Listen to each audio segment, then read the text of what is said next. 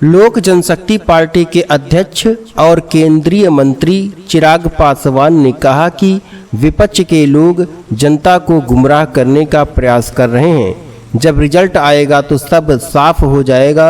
हरियाणा की जनता भाजपा की मजबूत सरकार बनाने जा रही है। कंगना रनौत द्वारा किसान आंदोलन के संबंध में दिए गए बयान के सवाल पर वह अभिनेत्री का बचाव करते नजर आए और गोलमोल जवाब देकर बचने की कोशिश की। केंद्रीय मंत्री चिराग पासवान बृहस्पतिवार को प्रयागराज पहुंचे। वहां से वह मूरतगंज कौशाम्बी के लिए रवाना हुए। एयरपोर्ट पर उतरने के बाद उन्होंने मीडिया कर्मियों से कहा कि हरियाणा में पूर्ण बहुमत की भाजपा की सरकार बनने जा रही है। विपक्ष के लोग जनता को गुमराह करने का प्रयास कर रहे हैं। जब रिजल्ट आएगा तो सब साफ हो जाएगा। हरियाणा की जनता भाजपा की मजबूत सरकार बनाने की इच्छुक है और मजबूत सरकार बनाने जा रही है।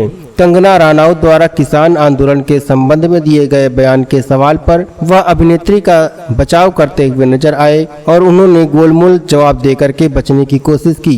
प्रयागराज एयरपोर्ट से सड़क मार्ग से चिराग पासवान मूरतगंज कौशाम्बी के लिए रवाना हो गए। मूरतगंज पहुंचने के बाद उन्होंने देखा कि वहां तेज बारिश हो रही है। हालांकि तेज बारिश के बाद भी उनको गार्ड ऑफ ऑनर दिया गया और उन्होंने गार्ड ऑफ ऑनर लिया। उसके बाद उन्होंने मूरतगंज कौशाम्बी में जनसभा को संबोधित किया, जिसमें उन्होंने अपने कैडर से 2027 के चुनाव में जुट जाने के लिए कहा। वहीं आपको बता दें कि चिराग पासवान को भारतीय जनता पार्टी के कद्दावर नेता और प्रधानमंत्री नरेंद्र मोदी का हनुमान कहा जाता है।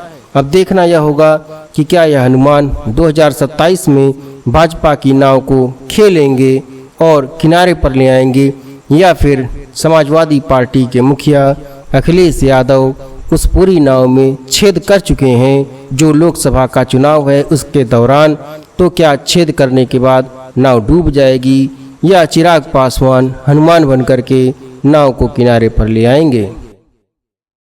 पहली बात तो मैं जात पात धर्म मजहब की राजनीति में विश्वास नहीं रखता हूँ। ये हमारे प्रदेशों की, हमारे देश की विडंबना है और जरूरी है कि समाज के उस वंचित वर्ग को आप साथ लेकर चलें। पर इस तरीके से जातीयता के आधार पर जब आप एक दूसरे के ऊपर टिप्पणी करते हैं, मैं उसका समर्थन मैं कतई नहीं करता।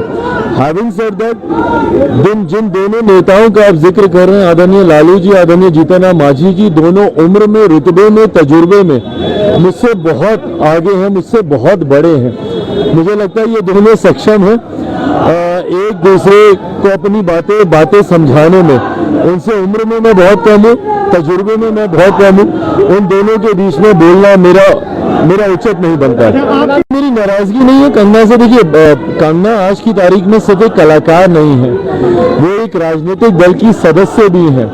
ऐसे में मैं मानता हूँ आपकी अपनी सोच हो सकती है, पर जब आप एक राजनीतिक दल के साथ जब आप जुड़ते हैं तो उस दल की बातों को सामने रखना आपकी जिम्मेदारी बन जाती है, आपका उत्तरदायित्व बन जाता है। अब ये नई राजनीति में आई है, थोड़ा समय उनको समझने में जरूर लग रहा है, but I know that she is intelligent enough. वो जल्द इन बातों को समझेंगी।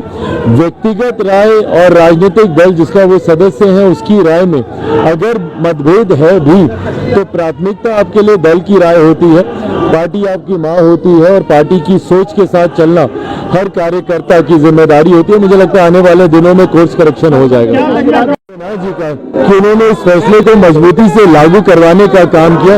ये न सिर्फ गुणवत्ता के साथ जुड़ा हुआ है, स्वच्छता के साथ जुड़ा हुआ, लोगों के विश्वास के साथ जुड़ा हुआ है। जो वहाँ पर जाते हैं खान पान के लिए, उनके विश्वास को भी कहीं ना कहीं सम्मान मिलेगा। 2027 में यूपी में क्या करेंगे? 2027 में यूपी में आपका क्या प्लान है? लोक जनशक्ति पार्टी रामविलास, मेरे नेता, मेरे पिता आदरणीय रामविलास पासवान जी का बड़ा जनाधार उत्तर प्रदेश में रहा है।